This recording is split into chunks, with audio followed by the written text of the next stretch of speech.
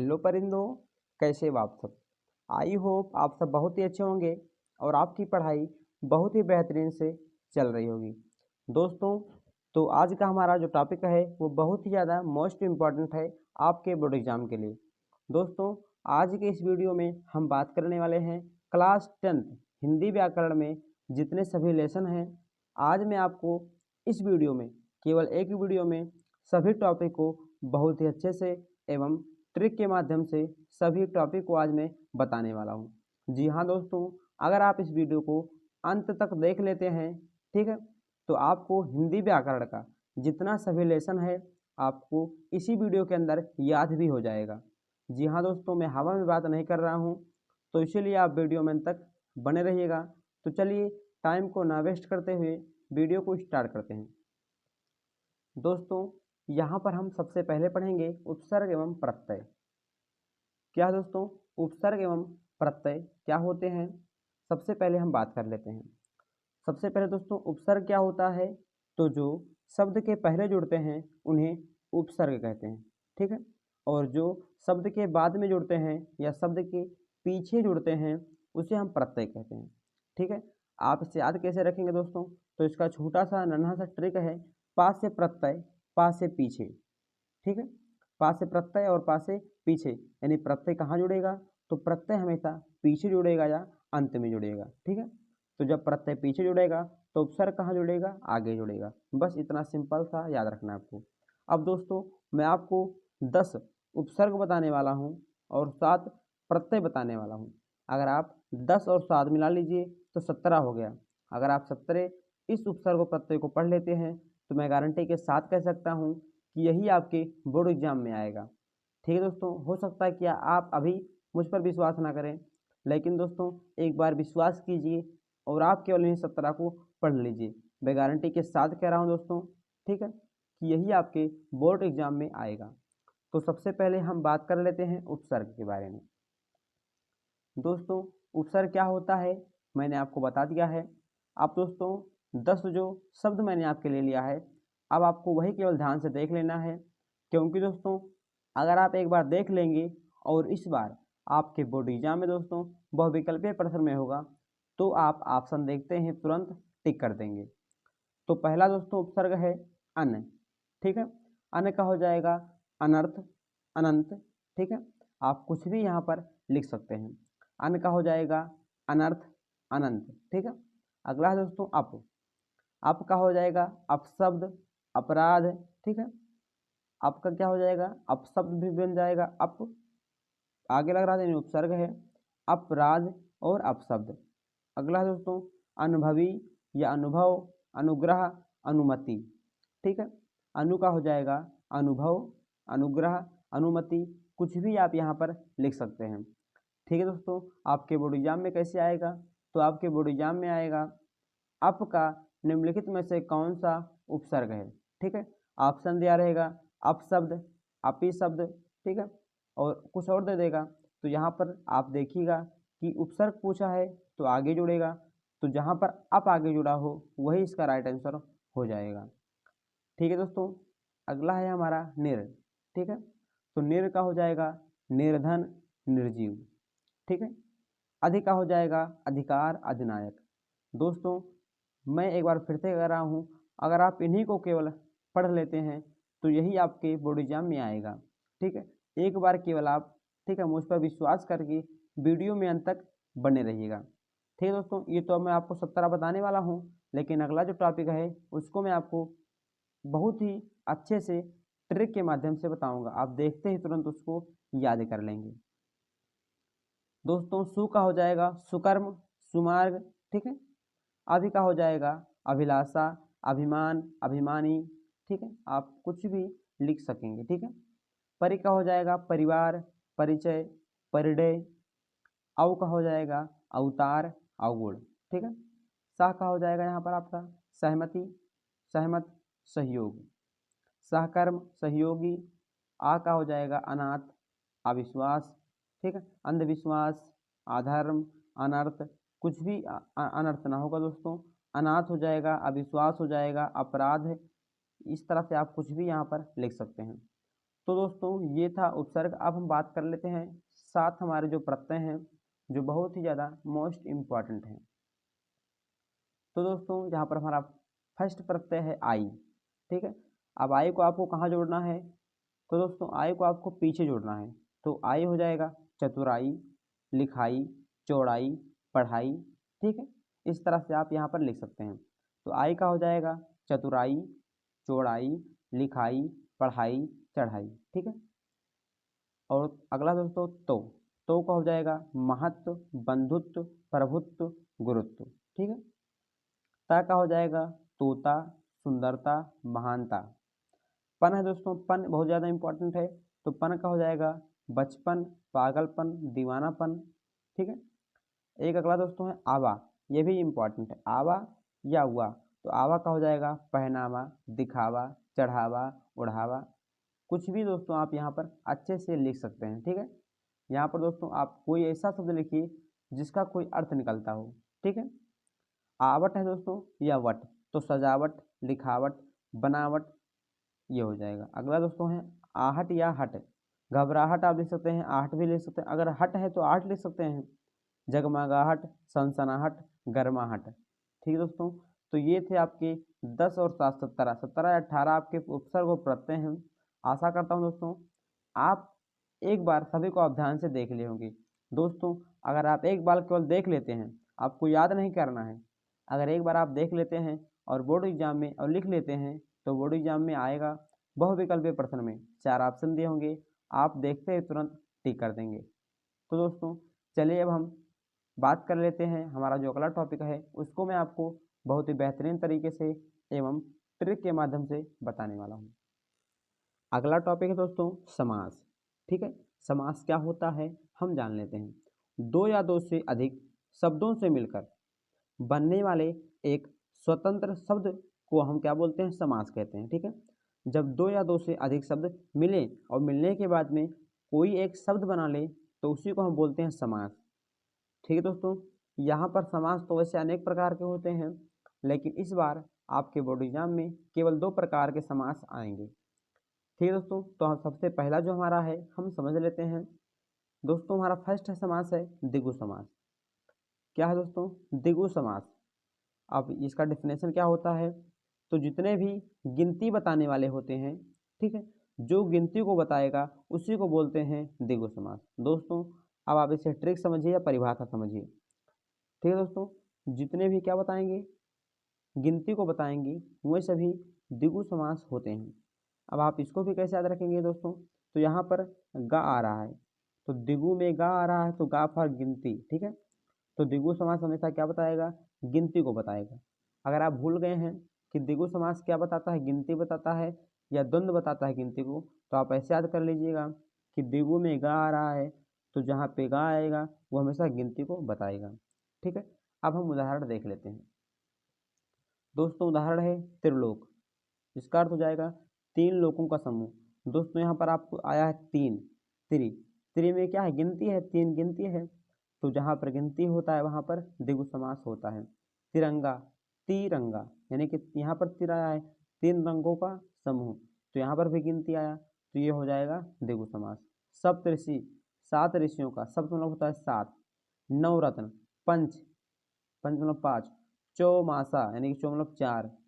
सप्त मतलब 7, सप्त मतलब 7। त्रिफला मतलब 3, सप्त यानी कि 7। तो दोस्तों यहाँ पर आप देख सकते हैं जितने मैंने उदाहरण लिया है दोस्तों, और जितने सभी उदाहरण आप कहीं पर देखेंगे, किसी भी बुक में देखेंगे, उसमें दोस्तों गिनती आएगा, और जहाँ पर गिनती आएगा वो हमेशा द्विगु समास होगा। ठीक है दोस्तों, कि सप्ताह में हो जाएगा 7 दिनों का समूह, सप्त सिंधु में 7 सिंधुओं का समूह, त्रिफला में 3 फलों का समूह, सप्त सिंधु ये दोस्तों सेम हो गया। पंचपात, 5 पात्रों का समूह, 9 रत्न, 9 रत्नों का समूह। ठीक है, 3 रंगों का समूह, 7 ऋषियों का समूह। तो दोस्तों आशा करता हूँ आप द्विगु समास को बहुत ही अच्छे से समझ गए होंगे। ठीक है दोस्तों, आपके बोर्ड एग्जाम में आ जाएगा सप्त सिंधु निम्नलिखित में से कौन सा समास है? ऑप्शन दिया होगा, आप अच्छे से टिक कर ले जाएंगे। अगला दोस्तों हमारा समास है, ये भी दोस्तों बहुत ही आसान सा है। ठीक है, अगला दोस्तों द्वंद्व समास। द्वंद्व समास दोस्तों सिंपल सा है, जहाँ पर आपको बीच में इस तरह का माइनस की तरह जो चिन्ह है ये लगा हुआ देखिए, तो यही दोस्तों होता है द्वंद्व समास। ठीक है, द्विगु में क्या था, द्विगु हमेशा गिनती को बताता है, लेकिन द्वंद्व हमेशा इस तरह का जो चिन्ह है उसको बताता है। ठीक है, तो उदाहरण हो जाएगा पाप पुण्य। ठीक है, पाप यहाँ पे लगा हुआ है दोस्तों, आप कोई भी एग्जाम्पल देखेंगे अगर वह उदाहरण है द्वंद्व का तो हमेशा ये चिन्ह बीच में लगा होगा। ठीक है, तो पाप पुण्य इसका हो जाएगा पाप और पुण्य, माता पिता, माता और पिता, अन्न जल, अन्न और जल, लाभ हानि, लाभ और हानि। ठीक है दोस्तों, तो इसी तरह से सभी जो उदाहरण हैं वो अच्छे से हो जाएंगे। तो दोस्तों आशा करता हूँ आप समास में जो द्विगु समास है और द्वंद्व समास है इसको बहुत ही अच्छे से समझ गए होंगे। अब दोस्तों हम बात कर लेते हैं तद्भव एवं तत्सम के बारे में।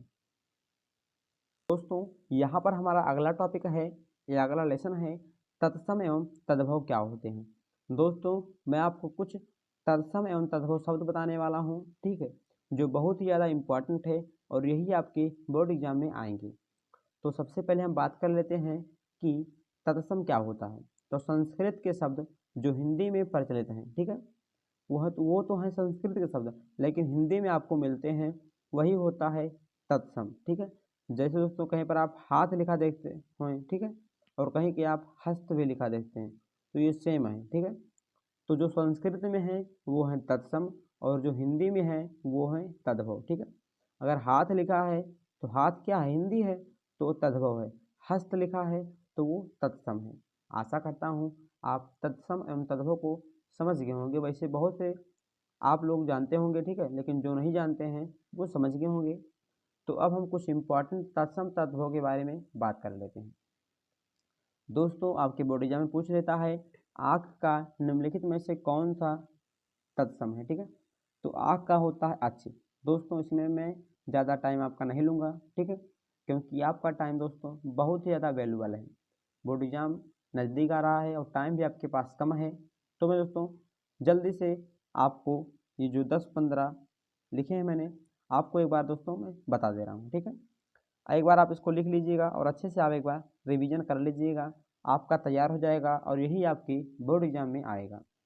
ठीक है, तो आँख का हो जाता है अच्छी, कपूत का होता है कुपुत्र, कुम्हार का होता है कुम्भकार। दोस्तों इसका कुछ जो 2 पॉइंट मैंने आपको लिखा यहाँ पर ट्रिक के माध्यम से, ठीक है, तो मैं आपको उसको लास्ट में बताऊँगा।